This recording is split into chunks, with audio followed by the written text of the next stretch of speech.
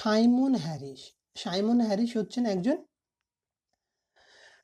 Prime minister. তো আমাদেরকে জিজ্ঞেস করেছেন যে সাইমন হ্যারিস সম্প্রতি কোন দেশে নতুন প্রধানমন্ত্রী হয়েছেন। তো প্রাইম মিনিস্টার হয়েছেন।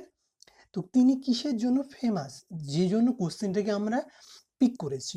তো সেটা হচ্ছে সাইমন হ্যারিস হচ্ছেন একজন প্রাইম মিনিস্টার যেটা সেই দেশে, অর্থাৎ যে দেশ থেকে তিনি প্রাইম মিনিস্টার হিসেবে নিযুক্ত হয়েছেন সে দেশের সব থেকে ইয়ংগেস্ট এভার প্রাইম মিনিস্টার, অর্থাৎ সব থেকে কনিষ্ঠতম প্রাইম মিনিস্টার হিসাবে তিনি নিযুক্ত হয়েছেন। সেই জন্য কোশ্চেনটা ভেরি ইম্পর্টেন্ট। তো কোন দেশে সাইমন হ্যারিস নতুন প্রধানমন্ত্রী হয়েছেন, সেটা হচ্ছে আয়ারল্যান্ড। সম্প্রতি কিছুদিন আগে আয়ারল্যান্ডের প্রাইম মিনিস্টার পোস্টে যে ইলেকশন হয়েছিল সেখানে Simon Harris become the new prime minister of Ireland. তাহলে আয়ারল্যান্ডের নতুন প্রধানমন্ত্রী হিসাবে সাইমন হ্যারিস নিযুক্ত হয়েছেন। এবং তিনি কিসের জন্য বিখ্যাত হয়েছেন?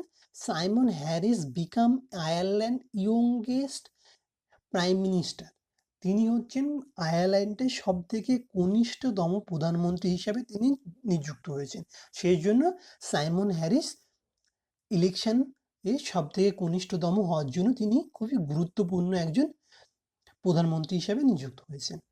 তো আমাদের যে কারেক্ট অ্যান্সার হবে সেটা হচ্ছে আয়ারল্যান্ড। কোশ্চেন